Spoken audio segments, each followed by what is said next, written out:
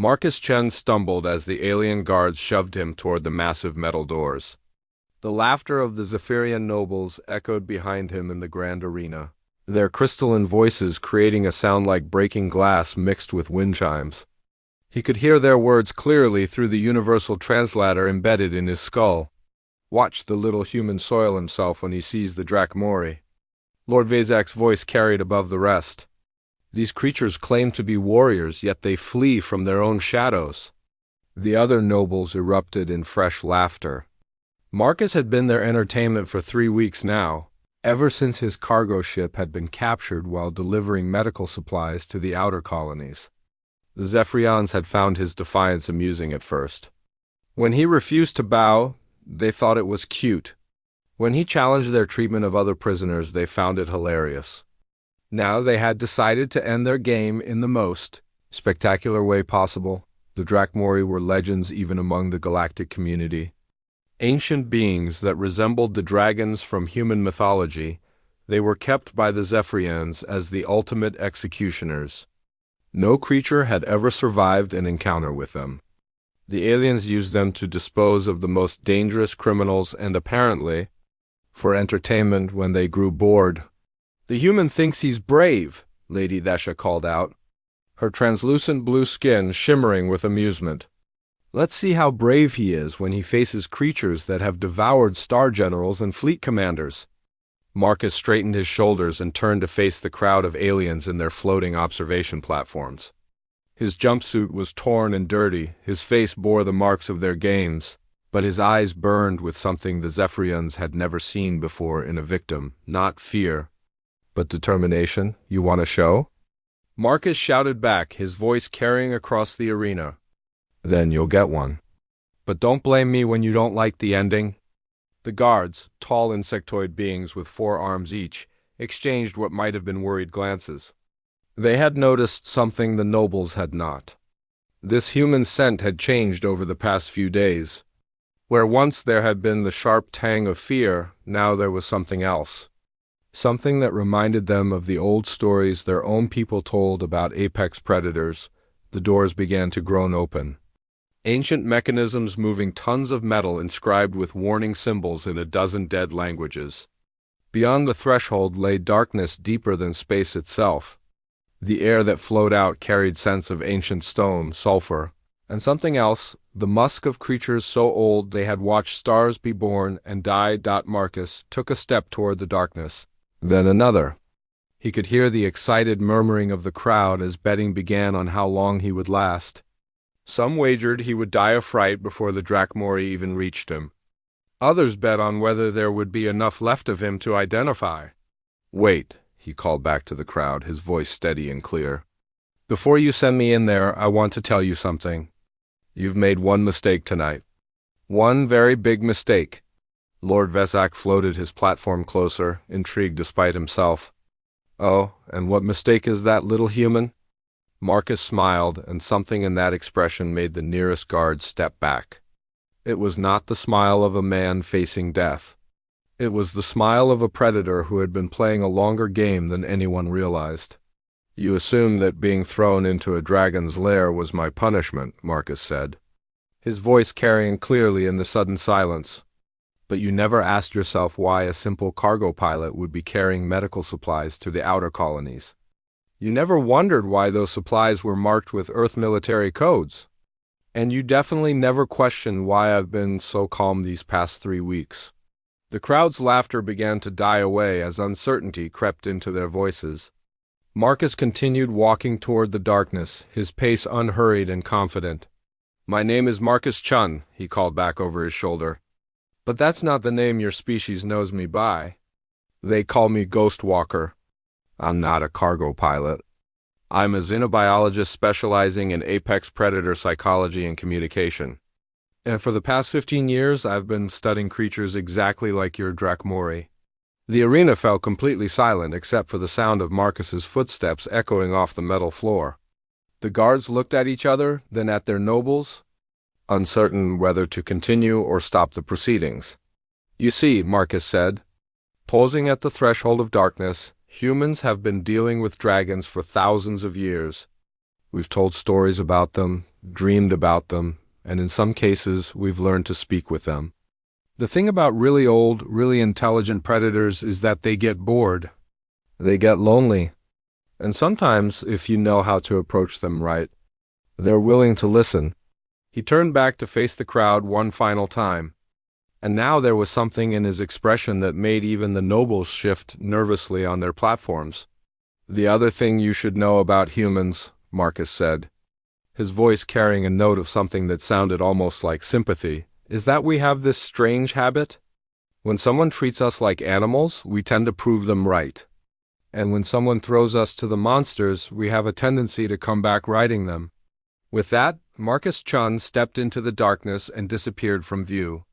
The metal doors began to grind shut behind him, sealing him into the lair of the most feared creatures in known space. The arena remained silent for long moments after the doors closed. Then slowly the nobles began to whisper among themselves. Some suggested they might have made an error. Others insisted it was all bravado from a doomed human.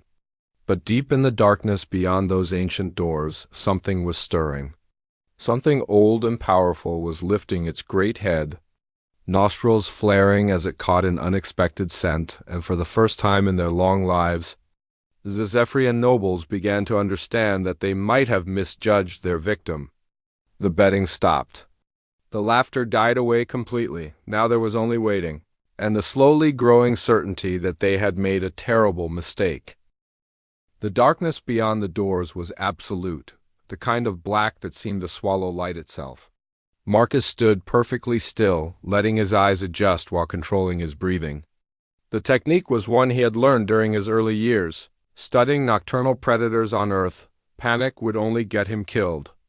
And these creatures would sense fear like blood in water. The air was thick and heavy, carrying scents that spoke of age beyond measure. Sulfur, yes, but also ozone from electrical discharges, the metallic tang of scales worn smooth by centuries, and underneath it all, the complex pheromone signatures of highly intelligent predators. Marcus recognized the markers immediately. These weren't simple beasts. These were creatures with sophisticated social structures and communication systems. A sound echoed through the vast space ahead of him, like grinding stone mixed with the rumble of distant thunder. Marcus smiled grimly. He was being evaluated. Somewhere in the darkness, ancient eyes were studying him. Massive minds were processing his scent, his posture, his lack of obvious fear. The Drachmori were deciding what he was, moving slowly and deliberately. Marcus reached into his torn jumpsuit and pulled out a small device the Zephyrians had missed during their searches. It looked like a broken piece of medical equipment, which was exactly what he had wanted them to think. In reality, it was a quantum resonance scanner. Military grade, designed to map the biological signatures of unknown life forms. The device hummed quietly as it came online, its readings appearing as soft patterns of light that only Marcus could see through his military-grade contact lenses. The results made him catch his breath. 3 massive forms were arranged in the darkness ahead of him, but their biosignatures were unlike anything in Earth's databases. These creatures were generating organized electromagnetic fields, their nervous systems operating on frequencies that suggested intelligence far beyond what anyone had suspected. More importantly, the scanner was detecting something else. Stress markers. The Drachmori weren't just hungry predators waiting to feed. They were agitated, frustrated, displaying all the signs of highly intelligent beings forced into a situation they despised. Marcus's training kicked in as he recognized the pattern. These weren't monsters. They were prisoners. "Hello," he said quietly, his voice barely above a whisper, but carrying clearly in the stone chamber. "I know you can understand me. The question is whether you want to." The rumbling stopped completely. The silence that followed was so profound that Marcus could hear his own heartbeat. Then, slowly, points of light began to appear in the darkness. Not electrical, biological. The Drachmori were revealing themselves. The first was magnificent beyond description. Scales that shifted color like oil on water, a head the size of a small spacecraft, eyes that glowed with internal fire and held intelligence that made Marcus feel like an insect being examined by a scholar. When it spoke, the words formed directly in his mind, bypassing his ears entirely. Human, the voice was ancient, tired, and filled with a sadness that seemed to echo through centuries. You are not what they usually send us. No, Marcus agreed, taking a careful step forward. I'm not food. I'm not a prisoner. I'm something they didn't expect. My name is Marcus Chun, and I'm here to offer you something nobody has offered you in a very long time. The second Drachmori shifted in the darkness, its own bioluminescent patterns creating a complex light display that Marcus's training helped him recognize as communication. These beings had a visual language as sophisticated as their telepathy.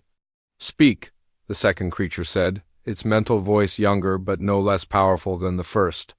What could a human offer the Drachmori? Marcus took another step forward, his scanner showing him the exact positions of all three creatures. They had arranged themselves in a defensive formation, protecting something in the chamber's center. That told him more than he had dared hope. Freedom, he said simply, but not the kind you might think. I can't break the chains that hold you here, not yet. But I can offer you something else. The chance to be what you really are, instead of what they've made you. The third Drachmori finally spoke, its voice so ancient that Marcus felt the weight of millennia in its words. Explain, small one.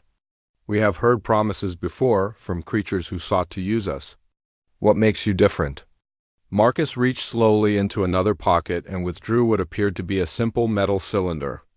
The Drachmori tensed, ready to strike if this proved to be a weapon. Instead, Marcus activated the device and holographic images filled the space between them. The images showed Earth, not the sanitized versions that appeared in galactic databases, but the real Earth, humans working alongside creatures that the galaxy considered monsters. Dragons in Chinese temples being honored as guardians. The great whales of Earth's oceans swimming freely while humans protected their migration routes. Ancient partnerships between species that should have been predator and prey. This is what humans do, Marcus said quietly. We don't just survive alongside apex predators. We learn from them. We respect them. And sometimes, when we're very lucky, we become their allies. The eldest Drachmori moved closer, its massive head lowering until its eyes were level with Marcus's. The scanner in his hand was going wild, detecting electromagnetic fields so complex they bordered on the impossible. You would trust us? The creature said, and there was wonder in its mental voice. Even knowing what we are, what we could do to you. You're not monsters, Marcus replied, meeting those ancient eyes without flinching. You're guardians who've been turned into executioners. You're scholars who've been treated like animals. You're teachers who've been given only death to teach. The real question is whether you're willing to trust me. The light patterns between the three Drachmori intensified, their communication becoming rapid and complex. Marcus waited, knowing that everything depended on the next few moments. Above them, in the arena, the Zephyrian nobles were probably growing impatient. They expected screaming by now. They expected terror and death. Instead, they were about to get something they had never imagined possible. The eldest Drachmori straightened to its full height, and Marcus had to crane his neck back to maintain eye contact. When it spoke again, its voice carried the weight of a decision that would change everything. Very well, Marcus Chun of Earth, we will listen. We will learn. And perhaps if you prove worthy of our trust, we will teach you what it truly means to be Drachmori. But know this, if you betray us, if this is some elaborate deception, the death we give you will make their game seem like mercy. Marcus smiled and bowed respectfully, the way he had learned to greet the great dragons of Earth's legends. I wouldn't expect anything less, he said. Now, shall we discuss how to give those nobles upstairs the shock of their lives? The communication that followed was unlike anything Marcus had ever experienced. The Drachmori didn't just speak. They shared memories, emotions, and concepts directly through their telepathic link.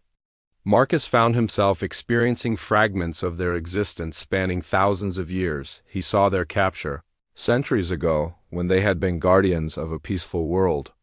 Zephyrians had come with weapons that could penetrate their natural defenses, promising to spare their people if the three eldest submitted. They had believed the promise. Their world had been destroyed anyway, its population enslaved or scattered. The Drakmori had been kept alive not as an act of mercy, but as trophies and tools of execution. "We are Valorics," the eldest shared, his name carrying harmonics of ancient starlight and the sound of solar winds. "This is Nephes," the second, whose name resonated with the deep currents of space and the songs of cosmic radiation. "And she is Kyrith," the youngest.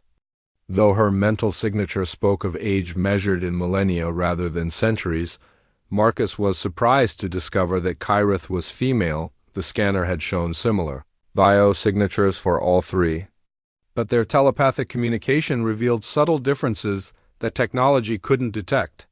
She was also the most curious about him, her thoughts probing carefully at the edges of his mind. "Your species fascinates us," Kyrith said, her mental voice carrying undertones of genuine interest. "We sense no deception in you, yet you claim abilities that should be impossible.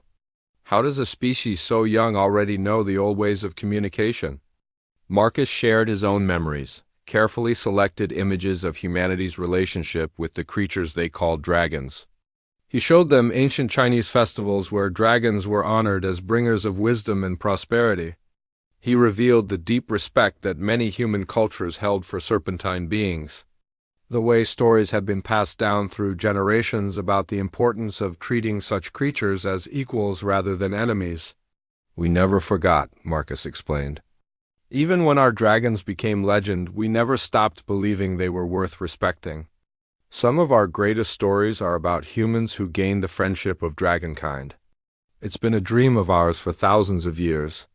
Nephes moved closer, his massive form creating air currents that Marcus could feel against his skin. "Yet your species also contains those who would destroy us. We have observed humans in the galactic community. Many are no different from the Zephyrians. They see only power to be used or threats to be eliminated." "You're not wrong," Marcus admitted. "Humans are ... complicated. We have the capacity for great good and terrible evil, sometimes in the same individual. But that's also what makes us adaptable. We can learn. We can change. And we can recognize when we've found something worth protecting." He activated another function on his device, this one showing real-time data from Earth's communication networks.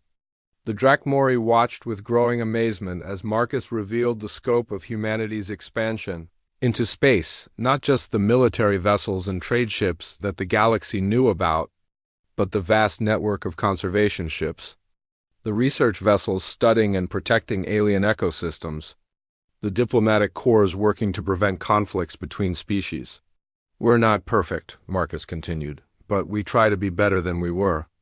And right now, there are humans all over the galaxy who would give anything to have the chance I'm having right now, to speak with the legendary Drakmori and learn from them." Valorix's electromagnetic field shifted, creating patterns that Marcus's scanner interpreted as deep thought. When the ancient being spoke again, his mental voice carried new undertones of hope mixed with caution. "You speak of learning from us," Valorix said slowly. "But what is it you think we could teach you? We are prisoners here. Our knowledge is old, perhaps outdated in this age of star travel and quantum weapons." Marcus laughed, a sound that echoed strangely in the vast chamber. "Old knowledge is often the most valuable kind. You've lived through the rise and fall of civilizations. You understand the deep patterns of galactic politics, the cycles of species that grow powerful and then destroy themselves. You've seen what works and what fails when species try to coexist." He gestured upward, toward the arena above them, where the Zephyrians waited. "Take our hosts up there, for instance. From what I've observed during my captivity, they're a species in decline. They've become so focused on entertainment and displays of power that they've forgotten how to actually solve problems. They're making the same mistakes that probably destroyed dozens of species you've watched over the centuries." Kyrith's bioluminescence pulsed in what Marcus was learning to recognize as amusement. "You have observed much in 3 weeks, young human. Yes, the Zephyrians follow an old and tragic pattern. They achieved great power quickly, conquered much of their local space, and then grew bored with actual governance. Now they play games while their empire crumbles around them. Which brings us to an opportunity, Marcus said, his voice taking on a tone of conspiracy. They think they're using you as entertainment, but what if we turn that around?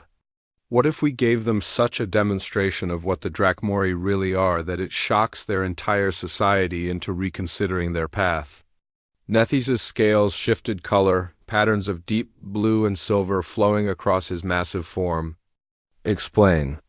Marcus activated the final function of his device, this one scanning the arena structure above them. The reading showed him exactly what he needed to know. The arena was being broadcast across the Zephyrian Empire. Millions of citizens watching what they expected to be the simple execution of a defiant human. Right now, every major population center in Zephyrian space is watching this arena, Marcus explained. They expect to see me torn apart by monsters. Instead, they're going to see something that will be talked about for generations.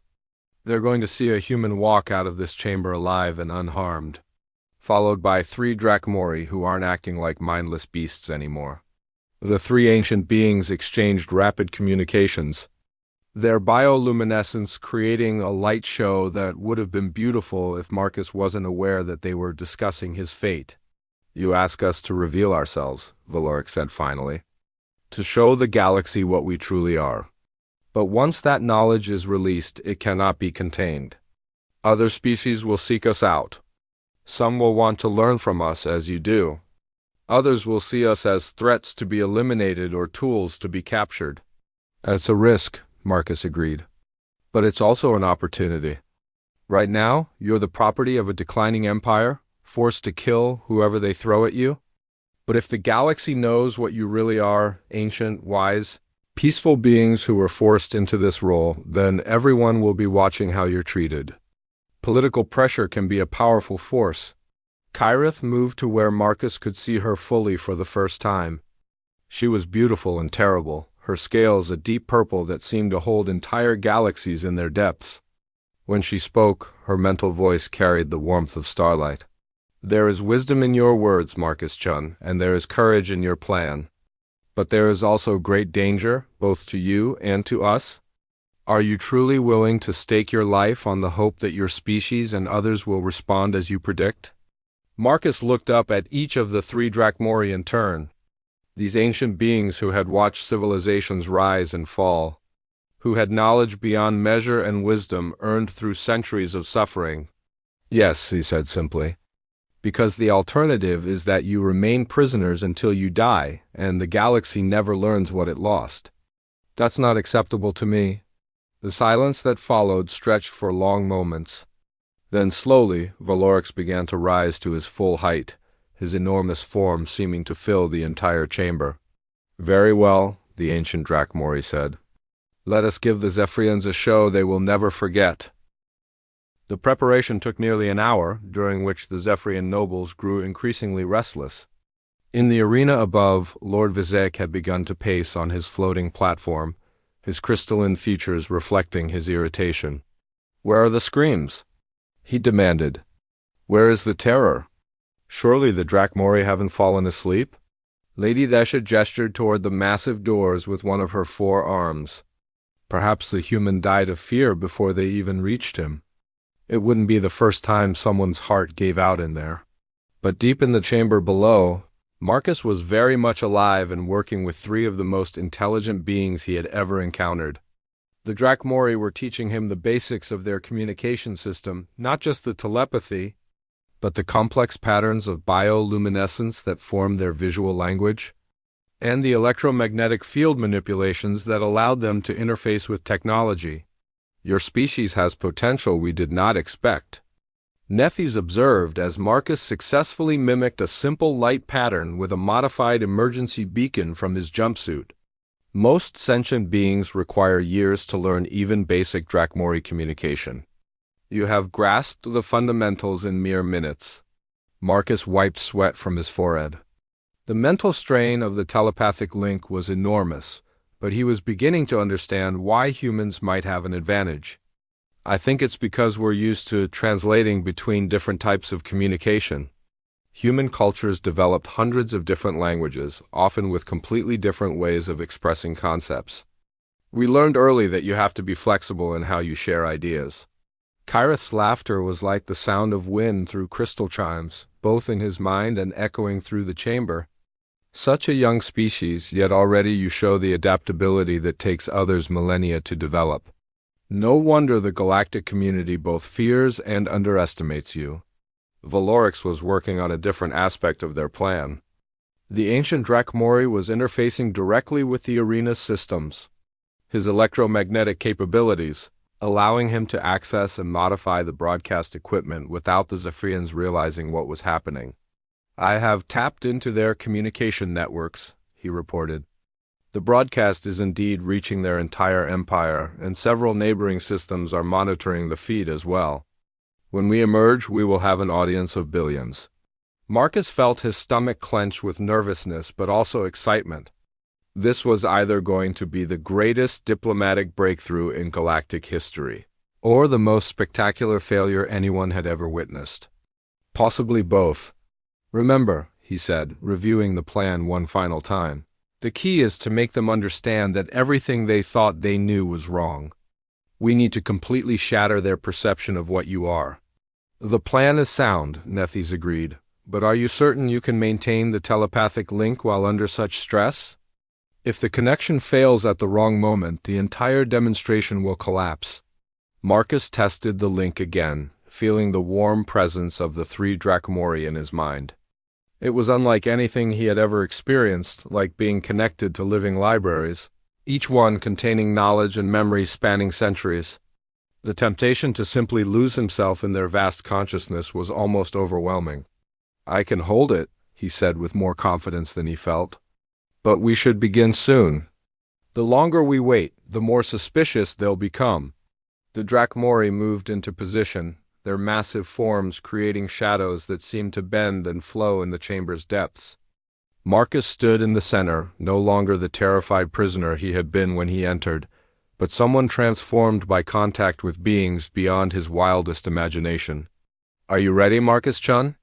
Orcs asked, his mental voice carrying formal undertones. Once we begin this, there will be no retreat. You will be bound to us and we to you, regardless of what follows. Marcus thought of Earth, of the dreams his species had carried for millennia about meeting their legendary dragons. He thought of the conservation ships protecting alien worlds, of the diplomatic corps preventing wars, of all the humans scattered across the galaxy who dreamed of making contact with truly alien intelligence. I'm ready, he said. The doors of the arena began to groan open.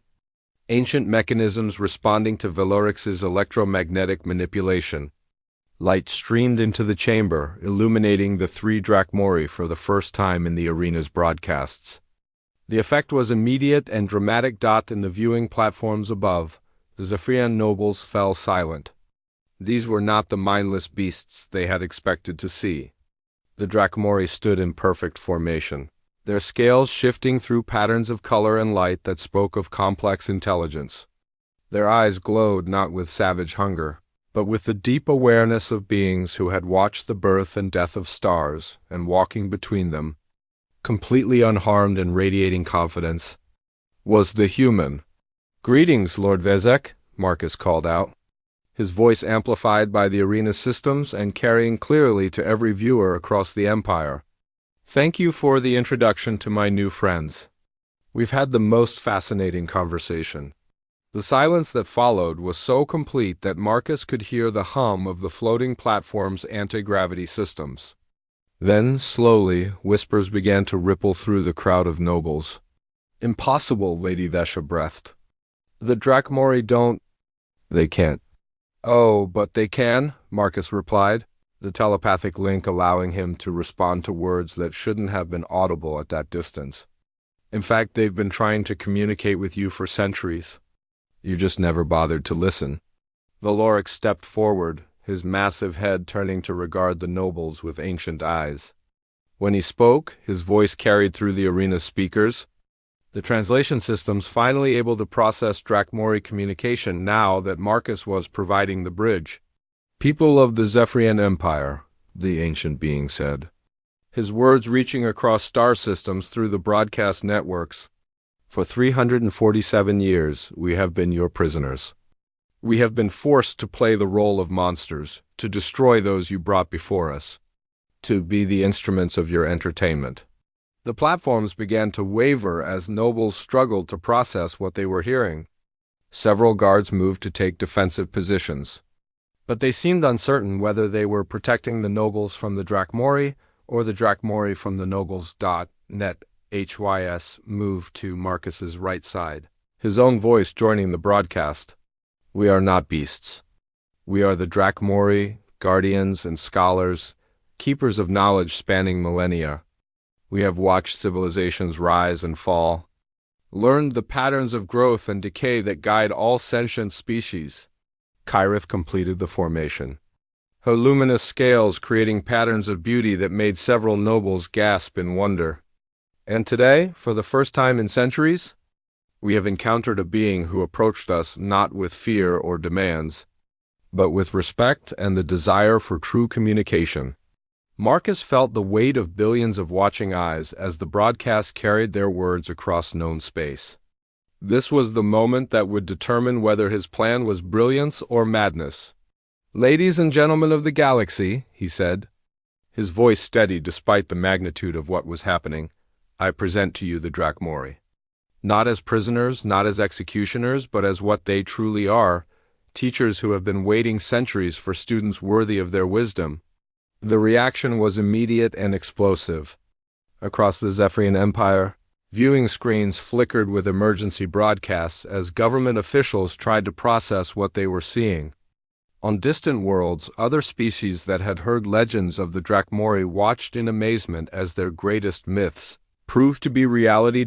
And in the arena itself, Lord Vezak finally found his voice, though it shook with disbelief and growing fear. This is impossible, he stammered. They are beasts, monsters. They cannot. His words were cut off as all three Drakmori turned their attention to him directly. The force of their combined telepathic presence was so powerful that every translator in the arena overloaded, creating a moment of perfect silence. Then Valorix spoke, and his words carried the weight of centuries of patient endurance finally reaching its limit. No, Lord Vezek, you are the monster here, and your time is ending. The arena erupted into chaos as the full implications of what was happening began to sink in. Emergency alarms blared across the facility as automated systems tried to process the unprecedented situation. The Drakmori, supposedly mindless beasts, were not only speaking, but were doing so with an intelligence and eloquence that made the Zephyrian nobles seem like children by comparison. Lord Vezek's platform wobbled dangerously as his hands shook on the controls. Guards! He screamed, his crystalline voice cracking with panic. Activate the restraint systems. Return them to their chambers immediately. But when the guards attempted to activate the electromagnetic barriers that usually controlled the Drakmori, nothing happened. Valorix had spent the past hour not just accessing the broadcast systems, but systematically disabling every piece of technology designed to contain them. Your restraints no longer function, Nethi said calmly, his massive form moving with fluid grace despite centuries of confinement. We have endured your games long enough. Now you will listen, as you have forced countless others to listen before they died for your amusement. Marcus remained in the center of the formation, the telepathic link still strong despite the chaos around them. Through the connection he could feel the Drakmori's emotions, not rage, as he might have expected, but a deep, profound sadness mixed with determination. They weren't seeking revenge. They were seeking justice. For over 3 centuries, Kyrith said, her luminous patterns now shifting into configurations that the arena's computers were frantically trying to decode. You have brought prisoners to us. Warriors, scholars, diplomats, civilians. You told us they were criminals deserving of death, and we believed you because we hoped you had honor. The broadcast networks were in overdrive now, carrying the Drakmori's words to every corner of known space. On Earth, the emergency communication channels were lighting up as human leadership scrambled to understand what was happening.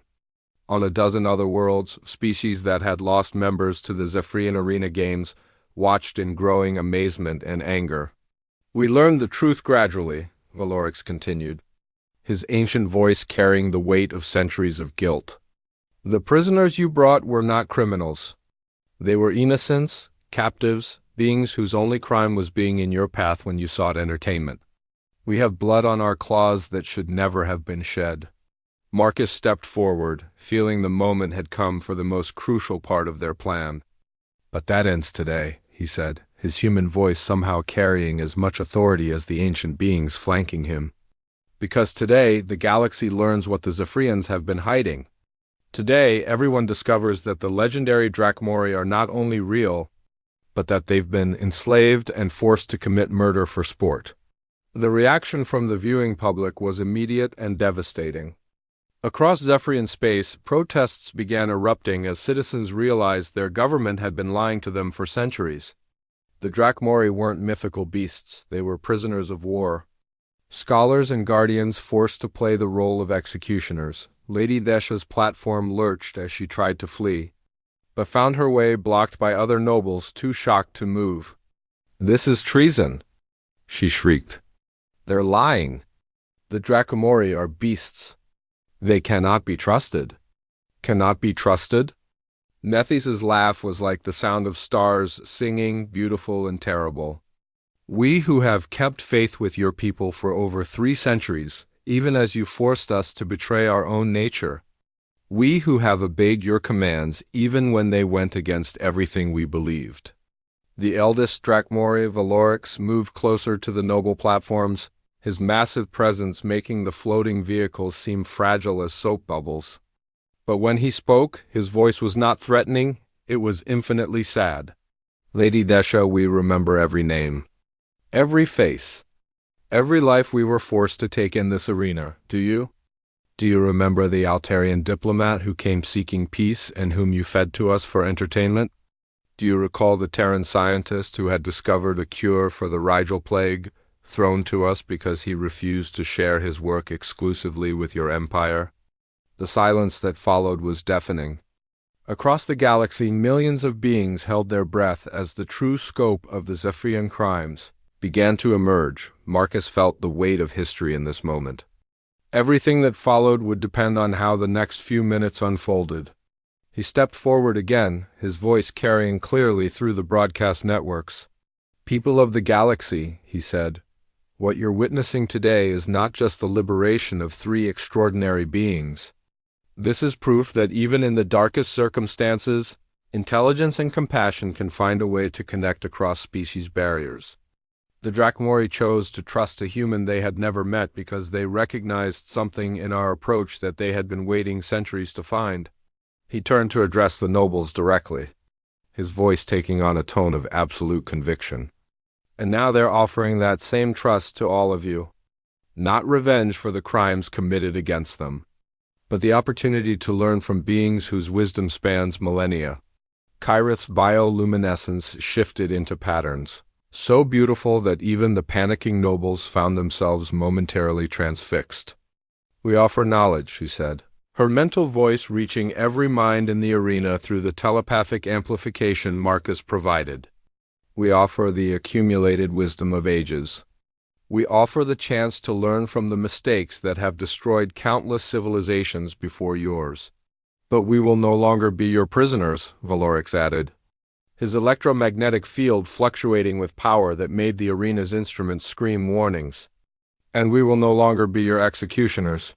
The massive doors of the arena began to glow and then simply dissolved, the ancient metal unable to withstand the focused electromagnetic output of 3 Drachmori working in concert.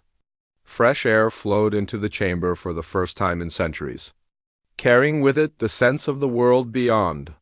"Today," Nethys announced, spreading his enormous wings for the first time since his capture, "the Drachmori return to the galaxy not as legends or monsters, but as what we have always been, guardians of knowledge, keepers of wisdom, and friends to those who approach us with honor." Marcus felt tears streaming down his face as he witnessed the moment these ancient beings reclaimed their freedom. But he also felt the enormous responsibility of what came next. The easy part, establishing communication, was over.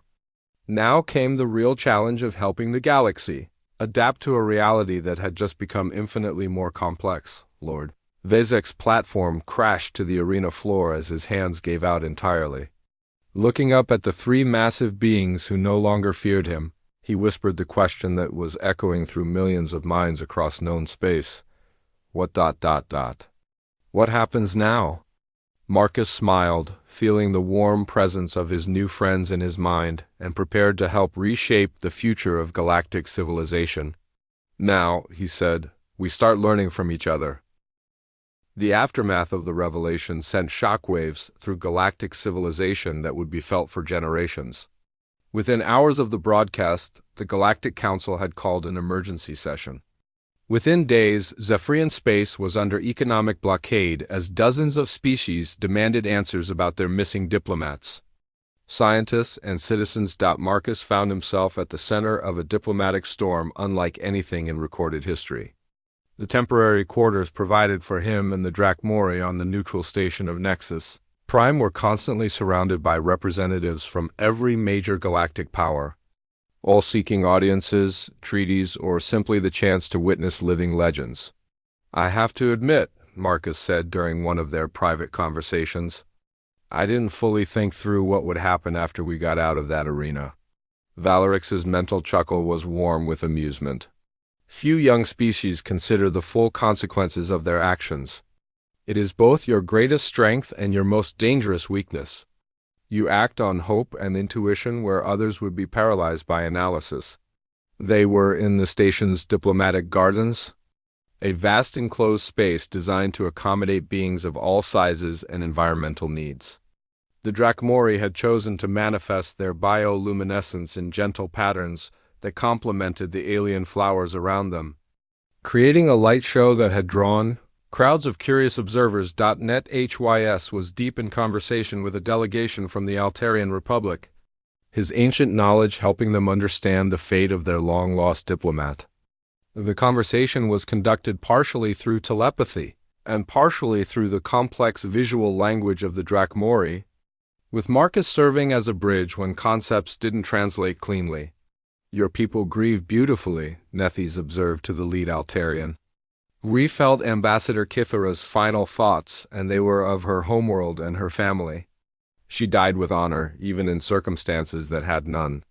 The Altarian delegation wept openly, their crystalline tears creating prisms in the garden's light.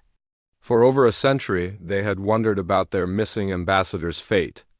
To learn that she had faced death with courage, and that her final moments had been witnessed and remembered by beings of such wisdom, brought them a peace they had never expected to find. Kyrith was working with a different group entirely, scientists and philosophers from a dozen species who had come to learn from Drakmori knowledge. Her specialty, it turned out, was what she called pattern recognition across civilizations, the ability to see the deep structures that governed how species developed, thrived, or failed. Your species, she told a Rigelian physicist who had been struggling with faster-than-light communication, approaches the problem from the wrong direction. You seek to push information through space, when you should be teaching space to carry information willingly. The concepts she shared were so advanced that it would take the galaxy's best scientists years to fully understand their implications. But already, breakthrough discoveries were being made as the Drakmori freely shared knowledge that they had accumulated over millennia. Marcus was beginning to understand that the three beings weren't just ancient, they represented a level of cognitive development that most species never achieved. They thought in terms of geological time, saw patterns across multiple civilizations, and possessed a form of wisdom that came only from watching the universe evolve around them. The responsibility is overwhelming, he admitted to Valorix during a quiet moment. Everyone wants something from us. The Earth government wants exclusive access to Drakmori knowledge. Other species want to form alliances. Some want to worship you as gods. And the Zephyrians, he shook his head, They're in complete political collapse. Their empire is fragmenting as subject species rebel and their own people turn against the government. Valerix's massive head turned to study Marcus with eyes that held the depth of space itself. "And what do you want, Marcus-chun? You have achieved something unprecedented in galactic history. You have bridged the gap between species separated by millions of years of evolution. What would you do with that accomplishment?" Marcus was quiet for a long moment, watching as Kareth demonstrated to a group of xenobiologists how to read the emotional states of species they had never encountered before. Her teachings were already preventing 3 potential first-contact disasters. As diplomats learned to recognize signs of distress or aggression in truly alien body language. "I want to make sure this isn't wasted," he said finally. "The knowledge you're sharing, the connections you're making, this could transform how the galaxy works. Species could cooperate instead of competing. We could solve problems that have plagued civilizations for millennia. But only if we do this right." "Wisdom beyond your years," Valorix observed. "And what would doing this right require?" Marcus pulled out his scanner, now modified with Drachmori biotech to interface directly with their communication systems. The device showed him the current state of galactic political networks, a complex web of alliances, trade routes, and tension zones that was rapidly evolving as news of the Drachmori spread. "Structure," Marcus said. "Right now, everyone's trying to grab what they can before someone else gets there first. We need to establish principles for how this knowledge gets shared, how first contact protocols should work when one species has such an advantage over others, how to prevent what happened to you from ever happening again." Nephis approached them. Having finished his conversation with the Altarians, "The human speaks of the Drachmori protocols," he said, referring to a concept they had been developing together. "A framework for how advanced species should interact with younger ones, based on our own painful experience of what happens when power is exercised without wisdom." The Drachmori protocols were already causing intense debate throughout galactic civilization. The basic principles were simple. No species should be forced into subservience by another. Knowledge should be shared freely but responsibly. And conflicts between species should be mediated by neutral parties, who understood the long-term consequences of different solutions, but implementing those principles was proving far more complex. Some species saw the protocols as a threat to their established power structures. Others worried that free sharing of advanced knowledge could destabilize entire civilizations. And a few aggressive species were already making plans to capture and control any Drachmori they could find.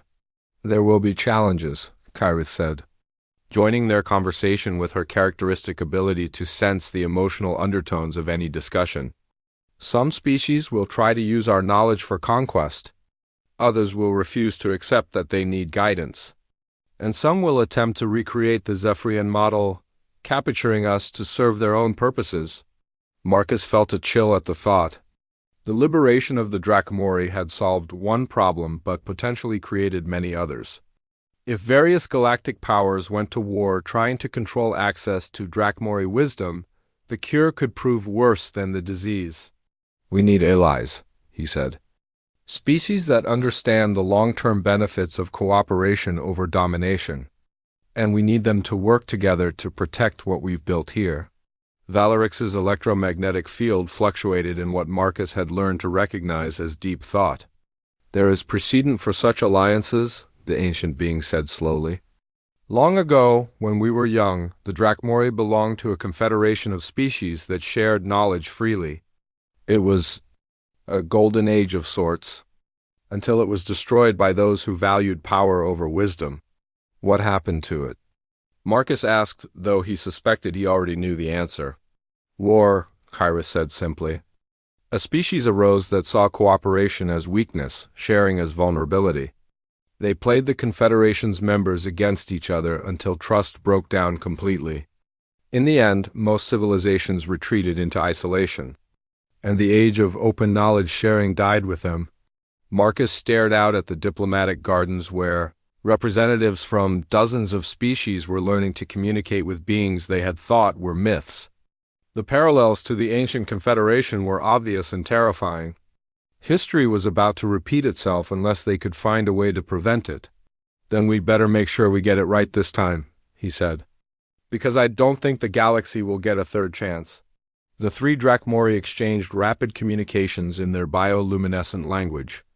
Patterns of light that spoke of ancient memories and hard-won wisdom. When they finished, Valorix placed one massive claw gently on Marcus's shoulder. "Very well, young human," the ancient being said. "Let us teach the galaxy how to grow up." 5 years later, Marcus stood on the observation deck of the starship Harmony, watching as the first Omori Academy took shape in the void between galaxies. The massive station was a joint construction project involving over 30 species, each contributing their best technology and knowledge to create something unprecedented. In galactic history, the Academy wasn't just a school, it was a symbol of what could be achieved when species chose cooperation over conquest.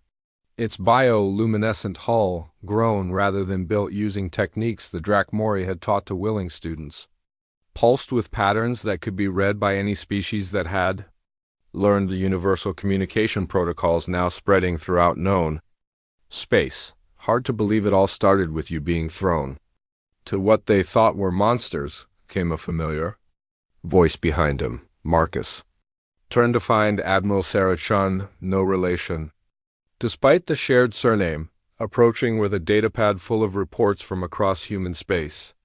As the Earth representative to the Drakmori Council, she had become one of the most influential figures in galactic politics. Sometimes I wonder what would have happened if I really had been just a cargo pilot, Marcus mused, watching as a group of young Altarians practiced telepathic communication with Kyrith. Would someone else have made the connection? Would the Drakmori have found another way to freedom?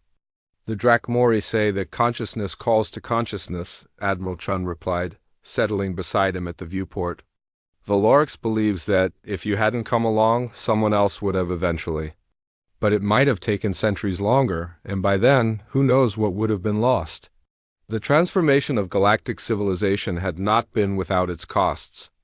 The Zephyrian Empire had collapsed completely, its former territories now governed by a coalition of species working to repair the damage of centuries of exploitation. 3 major wars had been fought as various powers tried to claim exclusive access to Drakmori knowledge, only to discover that the ancient beings simply withdrew from any species that approached them with violence. But for every setback, there had been remarkable progress.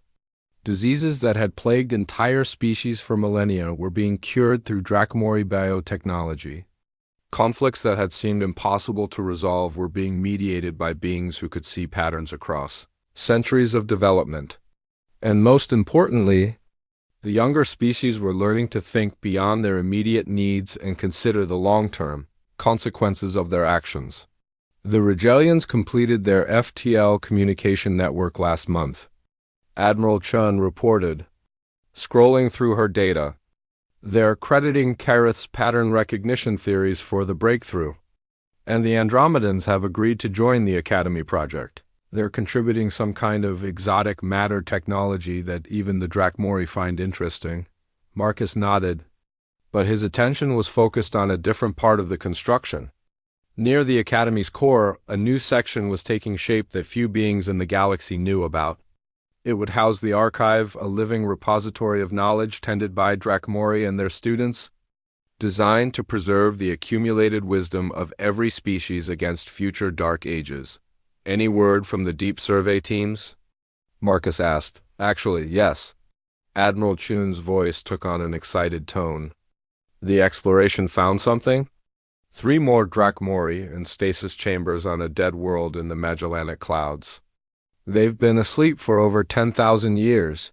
Marcus felt his heart race. Valorix, Nethys, and Kyrith were believed to be the last of their kind. The discovery of others, even in stasis, opened possibilities that no one had dared hope for.